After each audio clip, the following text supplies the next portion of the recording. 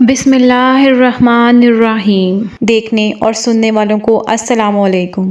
Info cabinet کی نئی video میں آپ کو خوش آمدید کہتے ہیں۔ معزز خواتین و حضرات، پاکستان میں عام تاثر یہی ہے کہ ہمارا ملک بھارت سے ایک دن پہلے دنیا کے نقشے پر ابھرا تھا، لیکن اگر تاریخی دستاویزات پر نظر دوڑائی جائے تو واضح ہو جاتا ہے کہ پاکستان اور بھارت 15 اگست 1947 کو ایک ہی دن برطانوی حکمرانی سے آزاد ہوئے تھے۔ لیکن اگر انڈیا اور پاکستان دونوں ایک ہی ساتھ وجود میں آئے تھے تو پاکستان اپنی سالگرہ 14 اگست کو اور انڈیا اپنی سالگرہ 15 اگست کو کیوں مناتا ہے؟ ہماری آج کی ویڈیو کا یہی موضوع ہوگا۔ ویڈیو شروع کرنے سے پہلے آپ لوگوں سے درخواست ہے کہ ویڈیو پسند آئے تو اسے لائک اور شیئر کر دیجیے گا اور ہمارے چینل کو سبسکرائب کر دیں اور ساتھ ہی ساتھ بیل آئیکن کا بٹن دبا دیں تاکہ ہماری آئندہ آنے والی ہر ویڈیو کا نوٹیفیکیشن سب سے پہلے آپ کو ملے۔ شکریہ۔ معزز سامعین، ہمیں بتایا جاتا ہے کہ جس دن پاکستان دنیا کے نقشے پر ابھرا وہ نہ صرف جمعۃ المبارک کا بابرکت دن تھا بلکہ رمضان کی 27ویں تاریخ بھی تھی۔ لیکن اگر 1947 کے ہجری نقشے پر نظر دوڑائی جائے تو پتہ چلتا ہے کہ 14 اگست کو جمعہ نہیں بلکہ جمعرات تھی اور اس دن روزہ بھی 26واں تھا۔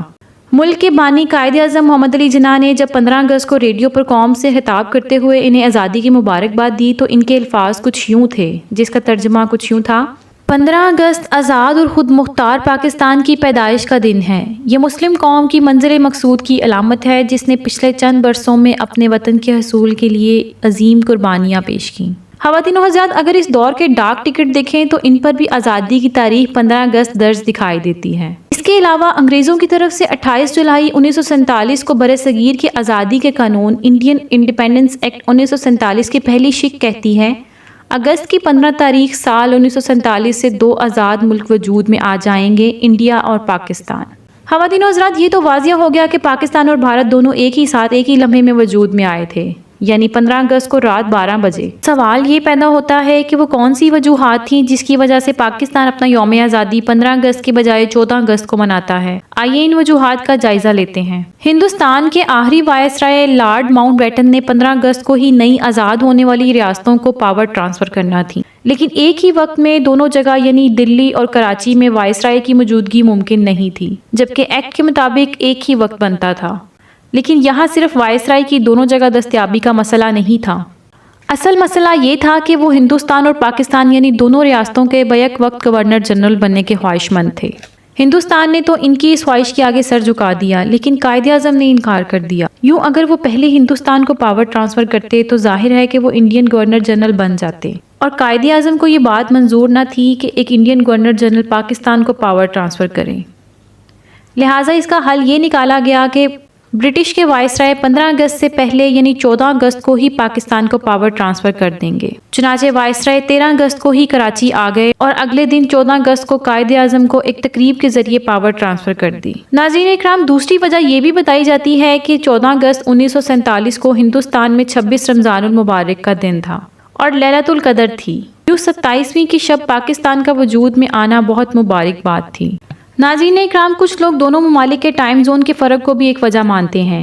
ان کا کہنا یہ ہے کہ جب دلی میں 14 اور 15 اگست کی درمیانی رات کو 12 بجے تھے تو پاکستان میں 11:30 بجے تھے، اس لیے پاکستان 14 اگست کو ہی آزادی مناتا ہے۔ لیکن اس وجہ کو اس لیے بھی صحیح نہیں کہا جا سکتا کیونکہ اس وقت پورے ہندوستان کا ایک ہی معیاری وقت تھا۔ 30 منٹ کے ٹائم زون کا فرق جو آج کل ہے، اس کا آغاز 1951 سے ہوا تھا۔ ناظرین اکرام، پاکستان بننے کے اگلے 10 ماہ تک 15 اگست ہی یوم آزادی تصور کیا جاتا رہا ہے، لیکن پھر 29 جولائی 1948 کو وزیر اعظم لیاقت علی خان کی زیر صدارت کابینہ کے اجلاس میں فیصلہ کیا گیا کہ دو قومی نظریے کی بنیاد پر بھارت سے منفرد ہونے کی خاطر پاکستان اپنا یوم آزادی 15 نہیں بلکہ 14 اگست کو منایا کرے گا۔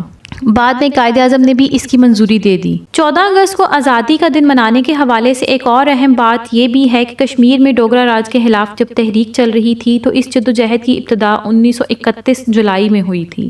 اس واقعے کے کچھ دن بعد یعنی 14 اگست 1931 کو کشمیریوں کے حق میں ایک عظیم الشان جلسہ ہوا۔ اس جلسے میں شاعر مشرق علامہ محمد اقبال نے بھی شرکت کی۔ اس میں فیصلہ ہوا کہ آئندہ 14 اگست کو ہر سال کشمیر ڈے منایا جائے گا۔ یہ سلسلہ 1947 تک چلا۔ کچھ لوگوں کا کہنا ہے کہ یہ بھی ایک وجہ ہو سکتی ہے کہ قائد اعظم نے پاکستان کا یوم آزادی 15 اگست کے بجائے 14 اگست کو منانے کی منظوری دے دی۔ ان تمام باتوں سے معلوم ہوا کہ انڈین ایکٹ کے تحت پاکستان 15 اگست کو ہی آزاد ہوا تھا، لیکن اقتدار کی منتقلی کی تقریب کا ایک دن پہلے منعقد ہونا، رمضان المبارک میں لیلۃ القدر کی شب ہونا اور قائد اعظم کا انڈین گورنر جنرل سے آزادی کا پروانہ نہ لینا شاید نہایت اہم وجوہات ہیں جن کی بنا پر ہم ہر سال اپنا یوم آزادی 15 کو نہیں بلکہ 14 اگست کو مناتے ہیں۔ معزز خواتین و حضرات، اس طرح 14 اور 15 اگست 1947 کی درمیانی شب پاکستان ایک آزاد مملکت کی حیثیت سے وجود میں آ گیا، جس کا اعلان کچھ یوں ہوا۔ واضح رہے کہ اس اعلان کو سننے کے لیے قائد اعظم اور بہت سارے مسلمانوں کی انتھک محنت اور کوششیں اور لاکھوں مسلمانوں کی جانوں کا نذرانہ پیش کیا گیا۔ تو اس اعلان کو اسی جوش و ولولے کے ساتھ سنیے گا جو اس وقت پاکستان بنانے کے لیے مسلمانوں کے دلوں میں تھا۔ 13 اگست 1947 یہ آل انڈیا ریڈیو لاہور ہے۔ آپ ہمارے اگلے اعلان کا انتظار کیجیے۔